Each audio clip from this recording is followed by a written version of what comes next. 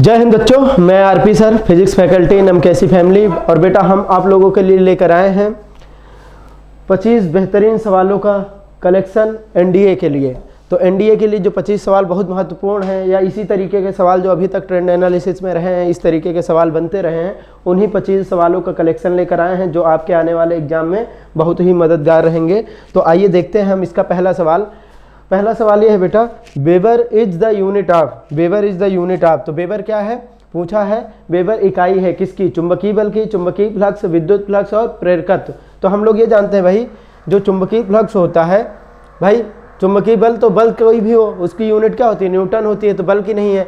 चुंबकीय flux, magnetic flux की बात करें तो हम लोग जानते हैं जो फाई होता है, फाई बराबर होता है बी इंटू ए, और बी का यूनिट क्या होता है? वेबर पर मीटर स्क्वायर, और एरिया का क्या होता है? मीटर का स्क्वायर। इस मीटर स्क्वायर, इसका मतलब जो वेबर है वो किसकी यूनिट है? चुंबकीय फ्लक्स की, चुंबकीय फ्लक्स की। तो पहले सवाल का जवाब है वेबर किसकी यूनिट है? चुंबकीय फ्लक्स की।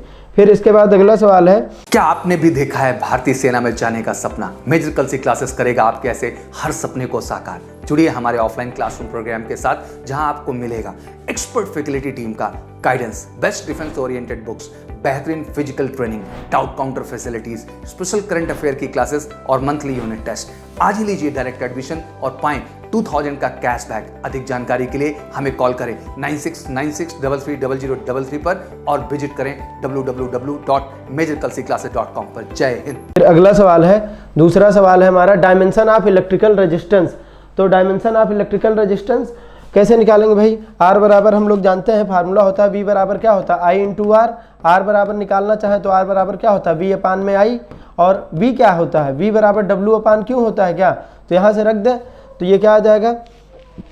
ये आ जाएगा भाई डब्ल्यू अपान में क्यों। और आई बराबर क्या होता है? आई बराबर हम लोग जानते हैं क्या? क्यू बराबर आई इंटू टी होता है। क्यू बराबर आई इंटू टी होता है, तो आई बराबर क्या होता है? क्यू अपान में टी। सारी बातें यहाँ पुट कर दो, तो वी बराबर क्या हो जाएगा? डब्ल्यू अपान में क्यों। वी बराबर डब्ल्यू अपान में क्यों, और यहाँ से आई बराबर क्या आ जाएगा? क्यू अपान में टी। तो ये आ जाएगा फार्मूला आर का, अगर निकालना चाहो तो ये आर का फार्मूला आ जाएगा डब्ल्यू अपान में क्यू स्क्वायर और इंटू क्या आ जाएगा? टी। अच्छा, और क्यू बराबर आई टी, या हाँ ऐसे ही चेंज कर लो, आई के फॉर्म में लिखना चाहो तो क्यू बराबर आई टी होता है। तो इसी फार्मूले को हम लोग ऐसे लिख सकते हैं, आई स्क्वायर और क्या आ जाएगा? टी। एक टी से एक टी कैंसिल हो जाएगा। तो हम लोग जानते हैं भाई इसका होता है एम एल स्क्वायर और टी की पावर -2, और नीचे क्या है? आई का ए स्क्वायर, और ये टी का क्या हो जाएगा? टी। ऊपर जाएगा एम एल स्क्वायर, ए की पावर -2 और टी की पावर -3। देख लो कौन सा ऑप्शन सही है। तो एम एल स्क्वायर टी की पावर है, और ये वाला हमारा बी ऑप्शन क्या हो गया? करेक्ट ऑप्शन हो गया। तो इस तरीके से हमको विद्युत प्रतिरोध की विमाएं पता चल गई। फिर अगला सवाल है हमारा कि the angle between this vector and this vector. Vector दे रखा है हमारा, कौन सा वेक्टर है? वेक्टर ए बराबर दिया है आई कैप प्लस जे कैप प्लस क्या है? के कैप है, और वेक्टर बी बराबर दे रखा है जे कैप। तो एक बात होता है, एंगल निकालना होता है तो हमारे पास कास थीटा का फार्मूला होता है ए डॉट बी अपान में मॉड ऑफ ए और mod of B. Mod of A और मॉड ऑफ बी, इन दोनों सदिशों के बीच का कोण निकालना है। तो एक बात बताओ, ए डॉट बी कैसे निकालेंगे? इसको हम क्या लिख सकते हैं भाई? ये देखो a1 a2 मतलब 1 into 0 plus b1 b2 1 into 1। यहाँ पे देखो आई नहीं है तो यहाँ पे 0 आई प्लस जे प्लस 0 के कैप, इसको क्या लिख सकते हैं? फिर 1 इंटू क्या लिख दोगे? 0 अपान में इसका मैग्नीट्यूड निकालोगे तो कितना आ जाएगा? √1 का स्क्वायर प्लस 1 का स्क्वायर प्लस 1 का स्क्वायर, और इसका निकालोगे b का, तो b का क्या आ जाएगा? केवल 1 का स्क्वायर। तो इन सभी को कैलकुलेट करोगे तो ऊपर आ जाएगा क्या? 1, और नीचे आ जाएगा √3 कास थीटा में। तो ये किसकी वैल्यू है? 1/√3। हमारे ये सब वैल्यू तो है नहीं इसमें से, इसका मतलब क्या? हमारा करेक्ट ऑप्शन हो जाएगा इनमें से कोई नहीं। बताओ। तो ये हमारा था तीसरा सवाल, जिसमें से ऑप्शन हमारा करेक्ट हो गया, कास थीटा बराबर 1/√3 आया है, जो कि दिए गए मानों में से मैच नहीं कर रहा, इसलिए इसका ऑप्शन कौन सा हो गया? इनमें से कोई नहीं। ये सवाल क्वेश्चन नंबर 4 कह रहा which of the following can be zero when the particle is in motion for some time. मतलब यदि कण कुछ समय के लिए गतिमान है तो निम्नलिखित में कौन सा शून्य हो सकता है? तो भाई गतिमान है तो वो क्या कर रहा है? मोशन कर रहा है, तो कुछ ना कुछ दूरी तो चलेगा ही। क्यों? दूरी हमेशा क्या होती है? Distance is always positive. तो ये दूरी तो चलेगा। अगर ये मान लो ए से मोशन करना शुरू किया और घूम टहल के मान लो अगर ये अपनी पोजीशन में भी पहुंचाया तो भाई ये दूरी तो है होगी, और दूरी होगी तो फिर क्या होगा, चाल, क्योंकि दूरी बटे समय क्या होता है, चाल होता है। अच्छा, विस्थापन क्या है, विस्थापन पॉजिटिव भी हो सकती है, नेगेटिव भी हो सकती है और जीरो भी। तो अगर ऑब्जेक्ट जहां से चल रहा था घूम टहल के फिर वहीं पहुंच जाएगा तो विस्थापन क्या हो जाएगा, जीरो हो सकता है। तो हमारा करेक्ट ऑप्शन क्या हो गया, ए वाला ऑप्शन करेक्ट हो गया। तो हमारा ये सवाल था जिसका क्या पूछ रहा है कि कौन सा शून्य हो सकता है, तो विस्थापन शून्य हो सकता है। फिर हमारा अगला सवाल है बेटा, अगले सवाल में है हमारा, a particle start from rest and moving with constant acceleration covers a distance x1 in the 3rd second and x2 in the 5th second. मतलब एक कण विरामावस्था से प्रारंभ होकर नियत त्वरण से अपनी गति शुरू करता है, तीसरे तथा 5वें सेकंड में चली गई दूरियों का अनुपात निकालना। कैसे निकालेंगे, इधर देखो कैसे निकालेंगे भाई, हमको पता है 9वें सेकंड में चली गई दूरी का फार्मूला होता है u प्लस a/2 और ये 2t माइनस या tवें सेकंड में, यहाँ पे अगर n में लिखे हो तो n लिखेंगे 2n-1, ये फार्मूला होता है। अगर ये विराम से शुरू हुआ तो u क्या है, 0, तो हमारा जो फार्मूला कन्वर्ट हो जाएगा किसमें, a/2 और ये 2n-1। अगर तीसरे सेकंड में निकालना होगा तो हम लिखेंगे क्या इसको, s3। तो s3 कितना आ जाएगा, s3 आ जाएगा a/2 और 2 × 3-1, 2 × 3-1, तो ये आ जाएगा कितना, 5a/2 s3 का मान। अगर ये 5वें सेकंड में निकालना चाहेंगे तो s5 क्या आ जाएगा, s5 बराबर a/2 और 2 × 5-1, ये आ जाएगा क्या, s5 की वैल्यू आ जाएगी, s5 की वैल्यू आ जाएगी 9a/2। दोनों को डिवाइड कर दोगे बेटा तो s3/s5 जो आएगा वो कितना आ जाएगा, इधर से 5 बजेगा, इधर से क्या 9, तो 5:9 इसका क्या हो जाएगा, करेक्ट ऑप्शन हो जाएगा। तो हमारे ऑप्शन दे रखे हैं, ऑप्शन दे रखे हैं बेटा 5 कौन सा 3/5, तो हमारा बी ऑप्शन क्या हो जाएगा, करेक्ट हो जाएगा। बी ऑप्शन क्या हो जाएगा, करेक्ट। कह रहा है कि एक बॉडी है जिसको हमने प्रोजेक्ट कर दिया है थीटा एंगल पर विथ काइनेटिक एनर्जी, मतलब एक बॉडी है जिसको हमने थीटा एंगल पर प्रोजेक्ट किया है। तो कुछ इस तरीके से बात कर रहा है कि ये इस तरीके से हमने क्या किया है, यू वेलोसिटी से थीटा एंगल पर प्रोजेक्ट कर दिया है, ठीक है। पिंड का प्रक्षेपण कोण थीटा है और गतिज ऊर्जा क्या है, ई है। ये सवाल इसमें थोड़ा मिसप्रिंट हो गया, एक पिंड का प्रक्षेपण वेग कितना है, थीटा है, और गतिज ऊर्जा क्या है, ई है। तो इसकी जो काइनेटिक एनर्जी दे रखी है क्या है, ई, और इसको क्या कहेंगे बेटा, अगर ये इसको बोलेंगे हम लोग क्या, यू वेलोसिटी से फेंका है तो 12mv²। अच्छा, जब मैक्सिमम हाइट पर पहुंचेगा तो कह रहा है उच्चतम बिंदु पर पिंड की गतिज ऊर्जा निकालना है। तो भाई यहाँ पे देखो ये वेलोसिटी का एक कंपोनेंट आता है u cos थीटा और ये वाला आता है u sin theta. Maximum height पर u sin थीटा क्या हो जाता है, ये वाला 0 हो जाता है और बचता कौन सा है, केवल u cos थीटा। तो अगर मैक्सिमम हाइट पर काइनेटिक एनर्जी निकालेंगे तो ये आ जाएगा 12m और ये क्या है, u cos थीटा का whole square, u cos theta का होल स्क्वायर। तो यहाँ से आ जाएगा 12mu² और cos स्क्वायर थीटा। इतने को तो हम बोल ही रहे थे ई, तो यहाँ से क्या आ गया ई और ये आ गया cos स्क्वायर थीटा। तो हमारा ऑप्शन कौन सा सही हो गया, डी वाला, कि मैक्सिमम हाइट पर कितनी होगी energy, E cos square theta. Question number 7 है, कह रहा ratio of the weight of the man in stationary lift when moving downward with the uniform acceleration, ठीक है। तो अगर भैया लिफ्ट स्टेशनरी है, ये एक लिफ्ट है और ये लिफ्ट का केबिन है और ये उसकी डोरी है और इसमें एक पर्सन खड़ा हुआ है, इस तरीके से ये पर्सन खड़ा हुआ है। तो अगर ये स्टेशनरी है तो उसका वेट क्या होगा, उसका वेट होगा mg, ये इक्वेशन नंबर 1 है। और फिर क्या होगा, जब लिफ्ट क्या करेगी, ए त्वरण से नीचे जाएगी, ए त्वरण से नीचे जाएगी तो नीचे वाले केस में जो उसको वेट अपना महसूस होगा वो क्या होगा, उसको अपना वेट कम महसूस होगा। और कितना आता है m और ये g माइनस क्या आता है, ये इक्वेशन नंबर 2। कह रहा है कि दोनों का अनुपात कितना है, 3:2 है। मतलब कह रहा है कि विरामावस्था तथा एक समान त्वरण ए से नीचे की ओर गतिमान लिफ्ट में किसी व्यक्ति के भार का अनुपात 3:2 है। तो ये दोनों भार का अनुपात जो दिया है W/W', ये क्या दिया है 3/2। रख दो यहाँ पे mg/ में mg माइनस ए, mg माइनस ए, m से m कैंसिल हो जाएगा, ये आ गया 3/2। और इसे सॉल्व कर लो, तो सॉल्व करने के बाद क्या आएगा, इसको सॉल्व करेंगे तो ये रिलेशन हमारा आ जाएगा 2g बराबर 3g माइनस 3a। g उधर जाएगा, ये इधर आएगा, और तो ये कंप्लीट क्या आ जाएगा भाई, 3a बराबर आ जाएगा g, यहाँ से a बराबर क्या आ जाएगा, g/3। a बराबर कितना आ जाएगा, g/3। तो हमारा करेक्ट ऑप्शन हो गया कौन सा, b वाला। बताओ। तो ये सवाल नंबर 8 है, बिल्कुल थ्योरेटिकल सवाल है। कह रहा है ball bearing are used in the bicycles cars ETC। Ball bearing मतलब समझते हो, एक वो लगी होती ना बेरिंग, जिसको तुम बोलते हो देसी भाषा में बेरिंग। तो साइकिल में बेरिंग लगी होती है, पहिए में, है ना, जो छोटे छोटे खिलौने आते हैं उसमें भी लगी होती है बेरिंग। क्यों प्रयोग किया जाता है ये पूछ रहा है। जैसे कह रहा है हिंदी में यही सवाल है कि साइकिल तथा कार के छर्रे युक्त घिरनी लगाई जाती है, जिससे वास्तविक क्या होता है, एक्सल तथा पहिए के बीच संसर्ग क्षेत्रफल बढ़ जाता है।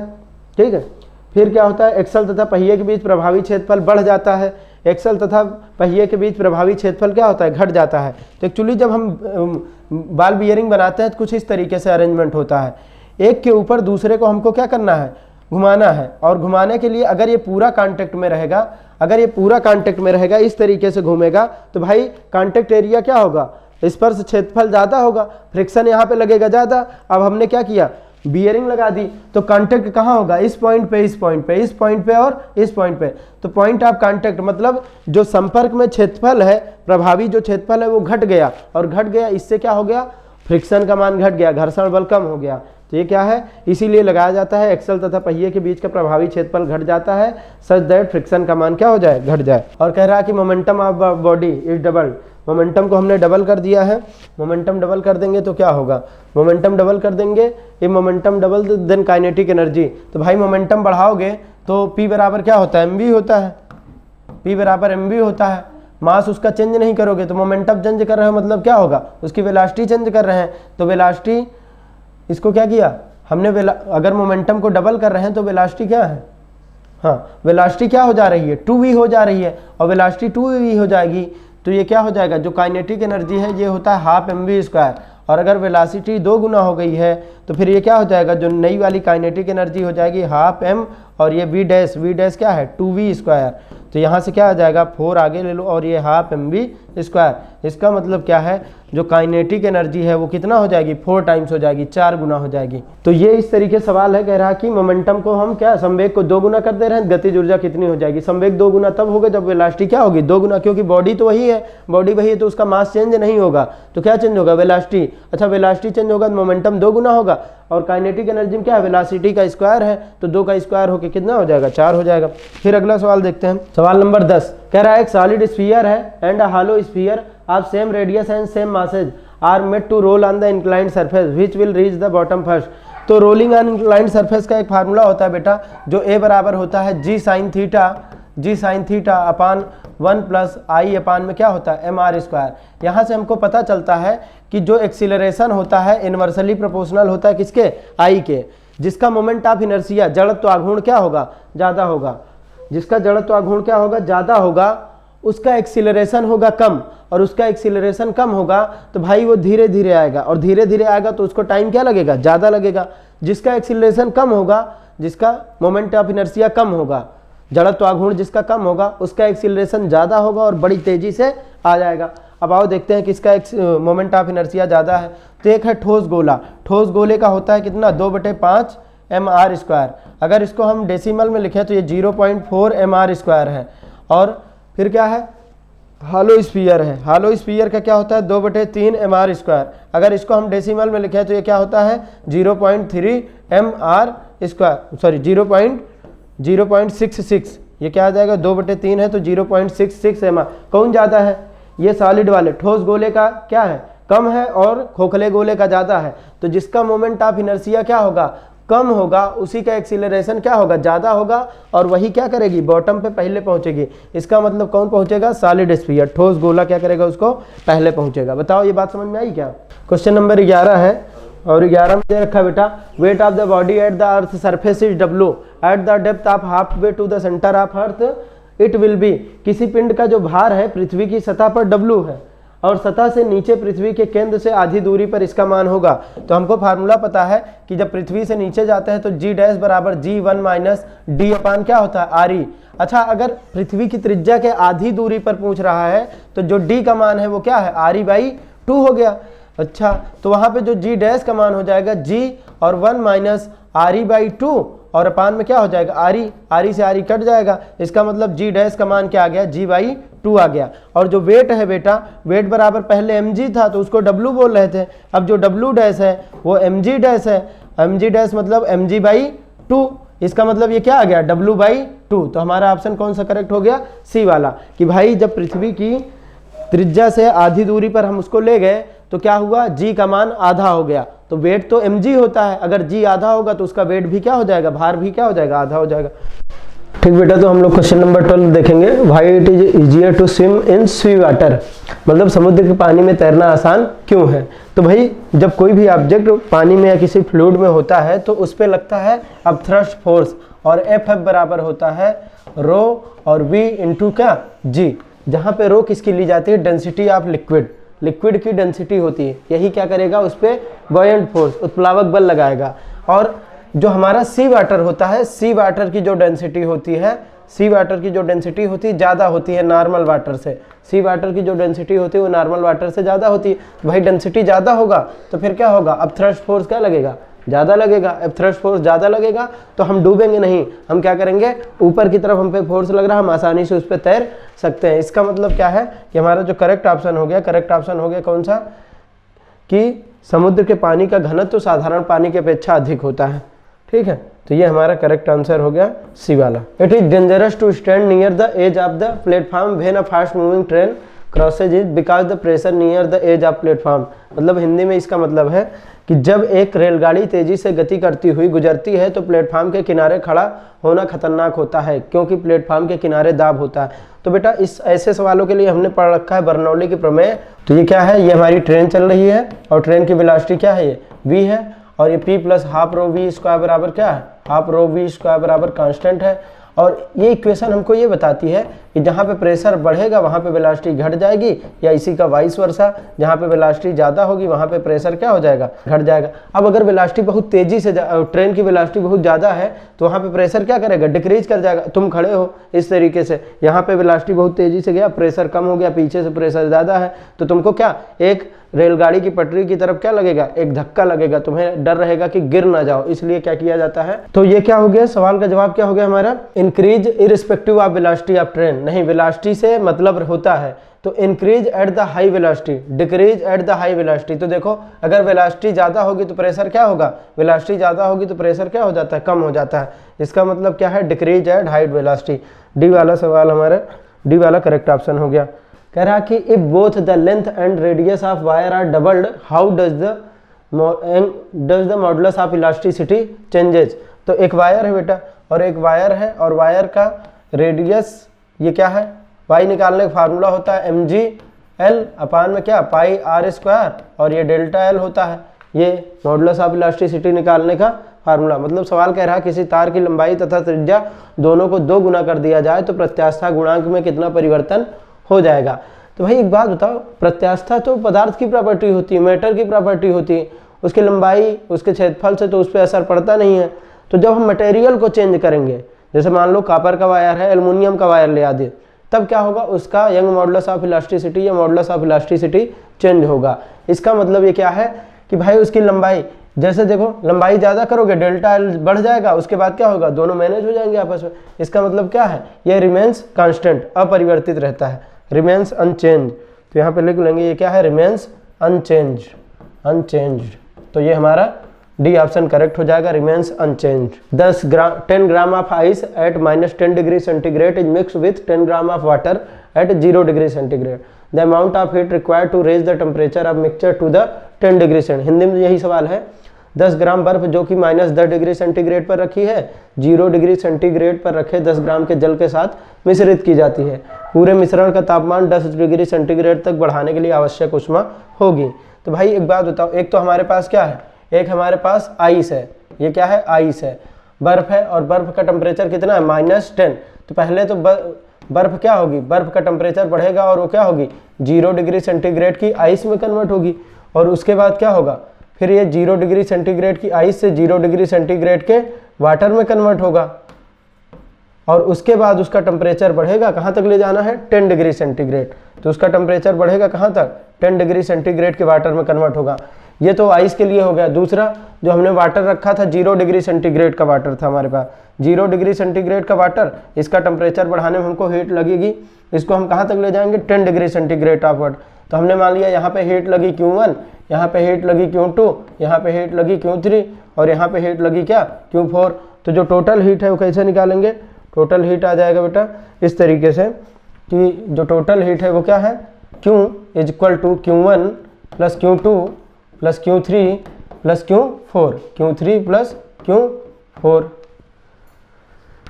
ये देखो भाई, ये 10 ग्राम क्या थी, आइस थी, कितना -10 डिग्री से 10 ग्राम। अच्छा, इसका टेम्परेचर बढ़ रहा है तो MS डेल्टा T रखेंगे, M और S किसका, आइस का, तो आइस का कितना होता है 0.5, डेल्टा T कितना है 10 है। फिर उसके बाद क्या हो रहा है, अब देखो यहाँ पे 0 डिग्री सेंटीग्रेड के आइस से 0 डिग्री सेंटीग्रेड के वाटर में कन्वर्ट हो रहा है, तो यहाँ पे क्या आएगा, स्टेट चेंज हो रहा है, तो लेटेंट हीट रखेंगे M इंटू L, और M कितना है भाई, M है हमारा 10 ग्राम, M कितना है 10 ग्राम है, और L कितना होता है 80 होता है क्या, ठीक है। इसके बाद 0 डिग्री सेंटीग्रेड का वाटर हो गया, अब 10 ग्राम वाटर, और इसका वाटर की स्पेसिफिक कैपेसिटी 1, और कितना तक 10 डिग्री सेंटीग्रेड, और प्लस Q की वैल्यू रखो। दूसरा ये वाला जो Q4 था, ये 10 इंटू क्या 1 इंटू कितना हो जाएगा 10, इसका मतलब ये कितना गया, यहाँ पे आएगा कितना 50 प्लस 800 प्लस 100 प्लस 100 प्लस 100, सबको ऐड करोगे ये कितना आ जाएगा 1050 कैलोरी। तो हमारा कौन सा ऑप्शन करेक्ट हो गया, सी वाला करेक्ट ऑप्शन हो गया। बताओ 27 degree centigrade and 27 the efficiency of engine. Carnot engine का दे रखा है वर्किंग टेम्परेचर और पूछ रहा है कि इंजन की दक्षता, तो इंजन की दक्षता ईटा बराबर होता है 1 माइनस T2 अपान में T1, और T2 क्या है, सिंक का टेम्परेचर है जो कम टेम्परेचर होता है। लेकिन यहाँ पे किस में रखेंगे हम लोग रखेंगे कौन से स्केल में, केल्विन स्केल में, तो ये 27 है और कितना प्लस 273 इसमें ऐड करेंगे, और नीचे क्या हो जाएगा 727 है, 727 है, और इसमें भी क्या करेंगे 273 ऐड कर देंगे, तो ये कितना आ जाएगा 1 माइनस 300, और अपान में कितना 1 अपान में 1000 आ जाएगा, ये कैंसिल हो जाएगा, ये 1 माइनस 3 अपान में 10 आ जाएगा क्या।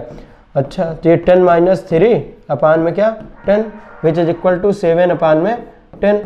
अगर परसेंटेज में पूछा है तो परसेंटेज में निकालने के लिए हम लोग क्या करते हैं, परसेंटेज में निकालने के लिए हम लोग मल्टीप्लाई कर देंगे कितने का 100 का, तो ये आ जाएगा 7 अपान में 10 इंटू कितना 100, तो 100 ये कट गया कितना आ गया 70%। इसका मतलब इसकी एफिशिएंसी कितनी है 70%। सी इज द करेक्ट ऑप्शन। अगला सवाल है, एक पेंडुलम है is suspended from the ceiling of the compartment of the train and train is accelerated, time period will be. कह रहा है कि रेलगाड़ी की छत से क्या है, एक सरल लोलक को लटकाया गया हुआ है और ट्रेन क्या कर रही है, आगे जा रही है, ट्रेन आगे जा रही है और एक्सीलरेट भी, त्वरित भी हो रही, मतलब उसकी स्पीड क्या हो रही है, बढ़ रही है, तो स्पीड बढ़ रही भाई।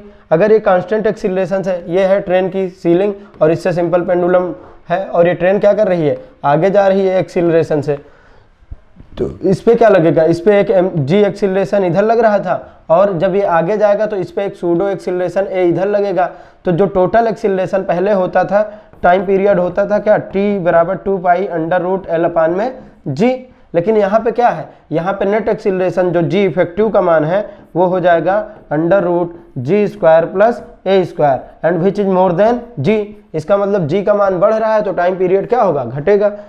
जी का मान देखो, जी नीचे है टाइम पीरियड में, तो जी का मान बढ़ेगा तो टाइम पीरियड क्या होगा, घटेगा। तो हमारा बी वाला ऑप्शन क्या हो जाएगा, करेक्ट हो जाएगा। देखो, what is the magnitude of a point charge which produces electric field of 2। Electric field की इंटेंसिटी दे रखी है 2 न्यूटन पर coulomb at a distance of 60 centimetre. ये कह रहा है कि 60 सेंटीमीटर दूर पर 2 न्यूटन पर कूलम का विद्युत क्षेत्र उत्पन्न करने वाले बिंदु आवेश का परिमाण निकालना है। मतलब एक क्यू चार्ज रखा हुआ है, एक क्यू चार्ज रखा हुआ है, इससे 60 सेंटीमीटर की दूरी पर जो ई का मान दिया है, ई का मान कितना है, ई का मान दे रखा है 2 न्यूटन पर कूलम, 2 न्यूटन पर कूलम। अच्छा, ई का मान बिंदु आवेश के कारण विद्युत क्षेत्र की तीव्रता का फार्मूला क्या होता है, ई बराबर 1/4 पाई एप्सिलॉन नॉट क्यू अपान में आर स्क्वायर, और आर का मान भी दिया है तो यहाँ पे रख दो। ये क्या आ जाएगा, इसकी वैल्यू आ जाएगी 9 × 10⁹, 9 × 10⁹। क्यों निकालना है और आर क्या है 60 सेंटीमीटर है, जिसको हम 0.6 मीटर लिख सकते हैं, 0.6 का स्क्वायर, और ये वैल्यू दिया है 2, इधर आएगा भाई।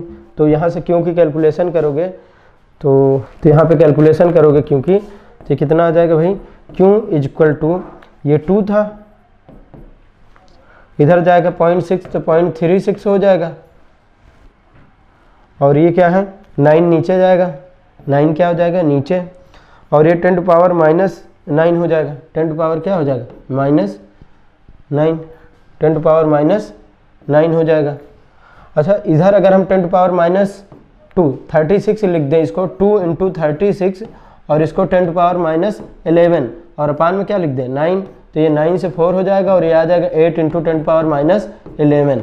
तो ये क्या हो गया 8 × 10 टू पावर -11 कूलम का चार्ज क्या है रखा होगा, तो उसके कारण 60 सेंटीमीटर दूरी पर जो विद्युत क्षेत्र की तीव्रता है वो कितनी होगी 2 न्यूटन पर कूलम। देख लो सवाल कह रहा है कि the current in the given circuit, ये सर्किट जो दिखाई गई इसमें करंट का मान पूछा है। तो करंट निकालने के लिए भाई हम कहाँ, ये बैटरी, ये देखो ये वाला वायर, ये वायर दोनों सीरीज में श्रेणी क्रम में जुड़े हैं क्या, तो दोनों श्रेणी क्रम में जुड़े हैं, तो इनका जो रेजिस्टेंस निकालेंगे बेटा तो R बराबर क्या आ जाएगा, हमको करंट चाहिए, करंट I बराबर क्या होता है V/R, लेकिन R तो इसमें ढेर सारे लगे हैं तो हमको तुल्य प्रतिरोध निकालना पड़ेगा, इक्विवेलेंट रेजिस्टेंस। कैसे निकालेंगे, ये श्रेणी क्रम में है तो इन दोनों का 6 और 6 कैसे जुड़ के 6 और 6 कितना हो जाएगा 12 ओम, 12 ओम।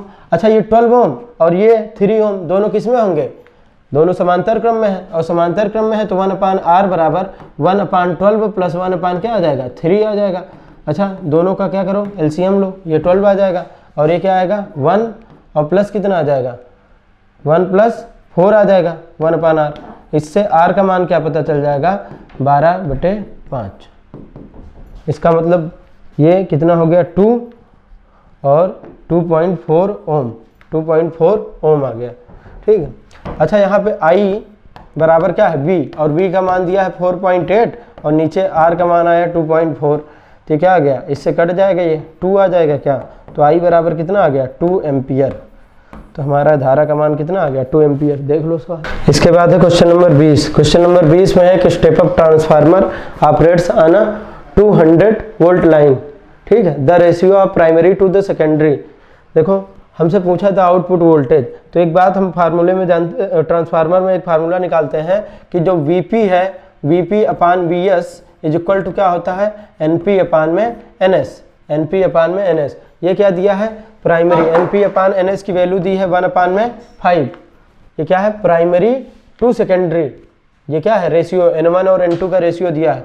अच्छा प्राइमरी कॉइल में कह रहा है द आउटपुट वोल्टेज, तो जो हमको सेकेंडरी में मिल रहा है, देखो इनपुट कितना दिया है 200 वोल्ट का, तो प्राइमरी में हम इनपुट देते हैं और जो सेकेंडरी मिलता है आउटपुट, तो यहाँ से क्या आ जाएगा Vs बराबर 5 × क्या हो जाएगा 200 which is equal to 1000 volt. तो Vs क्या आ गया 1000 वोल्ट आ गया, तो हमारा सी वाला ऑप्शन क्या हो जाएगा करेक्ट हो जाएगा। देखो induction furnace makes use of, तो ये क्या है प्रेरण भट्ठी। तो बेटा ये थ्योरेटिकल सवाल है, फैक्ट है, याद रखना है कि जो प्रेरण भट्ठी होती है उसमें हम लोग क्या करते हैं भंवर धाराओं का उपयोग करते हैं। भंवर धाराएं क्या होती हैं भाई, जब हम किसी कंडक्टिंग मटेरियल को, किसी भी चालक पदार्थ बल्क में हम क्या करते हैं वेरिंग मैग्नेटिक फील्ड, परिवर्ती चुंबकीय क्षेत्र में रख देते हैं, तो उससे रिलेटेड मैग्नेटिक फ्लक्स, चुंबकीय फ्लक्स परिवर्तित होता है, जिसके कारण उसमें विद्युत चुंबकीय प्रेरण होता है, इलेक्ट्रोमैग्नेटिक इंडक्शन होता है, और उसके कारण क्या होता है ईएमएफ इंड्यूस होता है, प्रेरित विद्युत वाहक बल उत्पन्न होता है, और जब प्रेरित विद्युत वाहक बल उत्पन्न होता है तो प्रेरित धारा भी प्रवाहित होती है, और इस धारा के कारण क्या होता है ढेर सारी ऊष्मा उत्पन्न होती है। तो इस धारा को बोलते हैं क्या भंवर धाराएं या एडी करंट। तो एडी करंट से हम लोग क्या करते हैं ऊष्मा का उत्सर्जन करते हैं, किसमें प्रेरण भट्ठी में। तो किसके सिद्धांत पर कार्य करता है ये, किसका यूज करता है ये एडी करंट का यूज करता है। एडी करंट मतलब भंवर धारा का यूज करता है। फिर सवाल नंबर नेक्स्ट देखते हैं, क्वेश्चन नंबर 22। एक man runs towards the plane mirror at speed 2 meter per second. The relative speed of his image with respect to him will be। तो एक आदमी समतल दर्पण की ओर 2 मीटर पर सेकंड की चाल से दौड़ रहा है, उसके प्रतिबिंब की उसके सापेक्ष चाल क्या होगी भाई। ये आदमी, ये क्या है एक मिरर है, ये मिरर है, और ये क्या है एक पर्सन है, और ये पर्सन चल रहा है और इसका इमेज इधर कहीं बना हुआ है। जब ये चलेगा v वेलोसिटी से, तो ये भी किससे चलेगा v वेलोसिटी से। तो जो इसको समझ में आएगा velocity of image with respect to observer, वो क्या हो जाएगा 2v। उसको लगेगा कि हमारा इमेज क्या कर रहा है 2v वेलोसिटी से आ रहा है, ये फार्मूला होता है। तो ये क्या है हमारे इसकी वेलोसिटी कितनी थी 2 मीटर पर सेकंड, तो जो हमको समझ में आएगा या जो उस ऑब्जर्वर को समझ में आएगा वो कितना हो जाएगा 4 मीटर पर सेकंड। तो ये क्या ऑप्शन, इसका बी वाला ऑप्शन करेक्ट हो जाएगा। बताओ, कह रहा the height of a man is 2 metre, to see the full image of the size of mirror is approximately. तो हम लोग एक रिलेशन बिल्ड करते हैं ऑप्टिक्स में कि जो अगर फुल लेंथ देखना है तो जो फुल इमेज देखना है तो जो उसका लेंथ ऑफ मिरर होना चाहिए वो क्या होना चाहिए, वो पर्सन के हाइट के आधे के बराबर होना चाहिए। तो पर्सन की हाइट कितनी है, 2 मीटर है, 2 मीटर का आधा कर देंगे तो ये कितना आ जाएगा, 1 मीटर। तो ये क्या है, length of the mirror should be 1 metre. तो हमारा करेक्ट ऑप्शन कौन सा हो जाएगा, बी वाला। बिल्कुल सिंपल सवाल है, बेसिक। फिर इसके आगे देखते हैं क्वेश्चन नंबर 24। और 24 क्या है, 24 में कह रहा है एक सिक्का है बीकर में, पानी से भरे हुए बीकर में रखा हुआ है।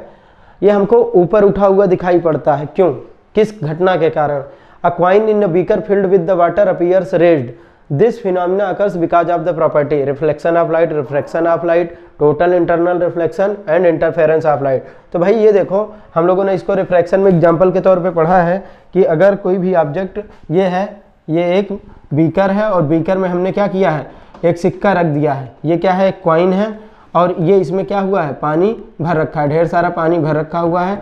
तो अगर हम इसको देखना चाहते हैं तो इससे 2 लाइट की रे चलेगी और 2 लाइट की रे कुछ इस तरीके से, 2 लाइट की रे। और जब ये क्या है, ये यहाँ पे बाहर निकलना चाहेगी तो ये रेयर मीडियम से डेंसर मीडियम से किस में जा रही, रेयर में, तो ये अभिलंब से दूर चली जाएगी। ये भी अभिलंब से क्या होगी, दूर। और ये हमको ऐसा लगेगा कि ये कहीं ऊपर से, इसका प्रतिबिंब जो है ऊपर बन रहा है। इसका प्रतिबिंब कहाँ बन रहा है, तो हमको जो इसकी अपैरेंट आभासी ऊंचाई प्रतीत होगी उसकी पूरी ऊंचाई तो ये है, जबकि हमको प्रतीत कौन सी होगी, हमको प्रतीत होगी ये वाली। इसका मतलब सिक्का हमको कुछ ऊपर उठा हुआ दिखाई पड़ता है। क्या हो रहा है बेटा इसमें, जब प्रकाश की किरण पानी से वायु में जा रही है तो उसका क्या हो जा रहा है, अपवर्तन हो जा रहा है, अपने पाथ से विचलित हो जा रही है। इसका मतलब ये कौन सी घटना के कारण हो रहा है, ये रिफ्रैक्शन ऑफ लाइट के कारण हो रहा है। Option number B is the correct option. Velocity of light in the medium, refractive index दे रखा है, ठीक है। तो रिफ्रैक्टिव इंडेक्स की डिफिनीशन ही होती है, रिफ्रैक्टिव इंडेक्स की डिफिनीशन क्या होती है कि जो रिफ्रैक्टिव इंडेक्स होता है, म्यू या एन लिखते हैं, ये क्या होता है, velocity of light, velocity of light in vacuum, in vacuum, vacuum मतलब निर्वात में प्रकाश की चाल, बटे क्या होता है, velocity of light, velocity of light, velocity of light in medium, in medium माध्यम में प्रकाश की चाल। अच्छा, हमको पता है म्यू का मान दे रखा है 3/2 और निर्वात में प्रकाश की चाल कितनी होती है, 3 × 10⁸ होती है। और हमको निकालना कहाँ पे है, माध्यम में निकालना है। तो माध्यम में हमने मान लिया क्या है, बी है। तो बी, तो यहाँ पे क्या हो जाएगा, 3 से 3 कैंसिल हो जाएगा, बी बराबर क्या आ जाएगा, 2 × 10⁸ मीटर पर सेकेंड, 2 × 10⁸ मीटर पर सेकेंड। तो हमारा कौन सा ऑप्शन करेक्ट हो गया, ए वाला ऑप्शन। आपकी बेस्ट फ्रेंड किताबें होती हैं जो आपका करियर बनाती हैं और आपके ड्रीम्स को पूरा करती हैं। इसलिए मेजर कल सी क्लासेस लेकर आया है रक्षा क्षेत्र के सभी परीक्षाओं की संपूर्ण तैयारी के लिए एमकेसी पब्लिकेशन की तरफ से बेस्ट स्टडी मटेरियल, जो कि सेना द्वारा प्रेस्क्राइब्ड लेटेस्ट पैटर्न पर आधारित हैं, जिसमें आपको मिलेगा आसान भाषा में explanation, chapter wise question paper और ढेर सारे क्वेश्चन के कलेक्शंस, ढेर सारे शॉर्टकट और ट्रिक के साथ साथ क्वेश्चन को इजी, मीडियम और हार्ड लेवल में बांटा गया है। लास्ट 5 ईयर के क्वेश्चन को चैप्टर और टॉपिक वाइज मेंशन किया गया है, जो कि आपके 100% सफलता को सुनिश्चित करेंगे। तो देर किस बात की, तो आज ही ऑर्डर कीजिए अपनी डिफेंस प्रिपरेशन की बुक dlp.majorkalsiclasses.com से और कॉल कीजिए 9696330033 पर।